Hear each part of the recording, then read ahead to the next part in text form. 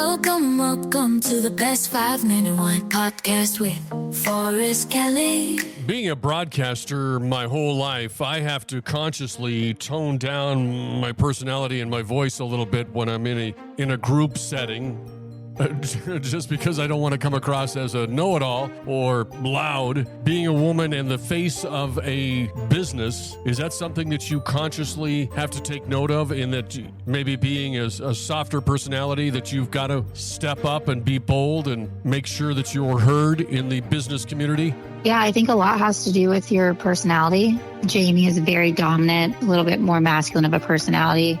People take her very seriously when she walks somewhere. I am very much accommodating, and I try to be light, and I try to make sure everything's okay. So when I want to be taken seriously, I have a harder time with it, which is unfortunate. Yeah. So when I knew when I had to go to the city, because the city had to approve it and then send it through city council to approve the concept to go downtown, I knew I had to come overly prepared. So I had numbers worked up for 5 years. I had individual proposals for them. I had marketing plans on my SOPs, SWOT analysis. I mean, I above and beyond did what I needed to do because of that, just so they would look at me and know that this wasn't a frivolous idea. I took a lot of time. I know what I'm talking about. So yeah, it is sometimes a little exhausting to go that route, but yeah, it's just part of the course. And I kind of knew that when I came in here. And, we are in South Carolina. It is a southern town. Oh, yeah, that's small right. Town. Yeah. And so it is a little different. But we have a woman mayor. She's been fantastic, super supportive. And we have a lot of women business owners within the city. So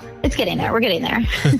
You talk with Jamie and she likes your proposal and you do this. So that starts on day one. How long was it before you got the property? And let's go over all of the things that it took to get the business open. Yeah, it was kind of a process. So I had been looking for a space for a while and ended up settling on downtown. There were a couple other areas I looked at, but they either didn't make business sense or they weren't they weren't a good fit. When I found the property on 9th Avenue in downtown, the city had purchased a lot of properties to revitalize. So they'd use tax credits to uplift the buildings, and we were getting vanilla shells down there. So for me, that was ideal. I could come up with my own floor plan. I could design it from nothing to fully what I needed. And the creative in me loved that whole process. But I had seen the space online, I believe in November of 22. We saw it in person in January of 23. We started the lease process and didn't get that finished until August of 23. And then started construction in September of 23, finished construction in March of 24,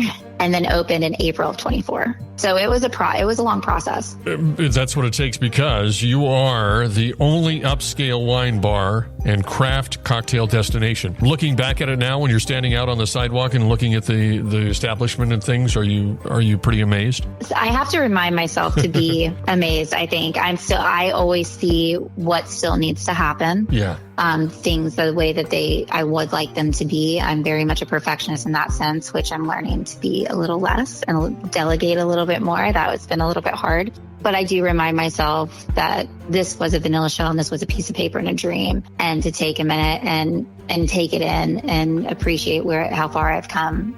Somebody who didn't know what they were doing. I didn't have, massive family money or, a family that did this prior. So to do it from nothing to where it is, and we're still here a year later, I have to remind myself to be grateful that it's still there. Do you remember the first time that after you got all of this together and you started to get a little momentum, was there a rocky moment where your arms were above your head, or whether it was with a crowd or by yourself somewhere, where you were just like, yes, oh my gosh, it's unbelievable? Yeah, I think when they started the build out, like when I started seeing the walls come together, when I started seeing the bar get installed, things like that was pretty cool. But there were definitely times that I was completely overwhelmed too. It's like burned in my brain when I first got my wine delivery, because I'd been tasting with distributors for months, and they all delivered within a few days. And so my wine list has over 100 bottles on it. Wow. And then our by the glass list is 20 to 25. So when they all got delivered, I remember sitting in the hallway and feeling very overwhelmed and getting Post-it notes and trying to organize them, just putting Post-it notes on the wall and organizing wines along the hallway and trying to figure out how I was going to organize this massive amount of wine for the first time. So I remember that'll probably always be burned in my brain. You were by yourself? Because I think I sat in the middle. Yeah. And I sat in the middle of it, like with a glass of wine, like, okay, here we go. Yeah, it's a little more than just a bar, like a bar rescue episode where you come back after commercial and it's like, oh, look at this new bar. Wow. Yeah. So we've That got, requires a team. yeah, exactly. More than one person. More than one person. Let's just take it from the customer coming into the only upscale wine bar, the tasting room on 9th, which you guys call a TTR. Mm-hmm. So they come in, they've got their date, they're dressed very nice. What are they going to do? Let's walk us through when they come in, sit down, and all the options that they have. Sure, yeah. So if The best 5-minute wine podcast. Don't forget my favorite part. Oh, please like and follow. And you can like and follow us on our social media and join in our collaborations. Just like our website, thebestwinepodcast.com, on Insta, X, you know where. The Best Wine Pod. The Best Wine Pod. Oh.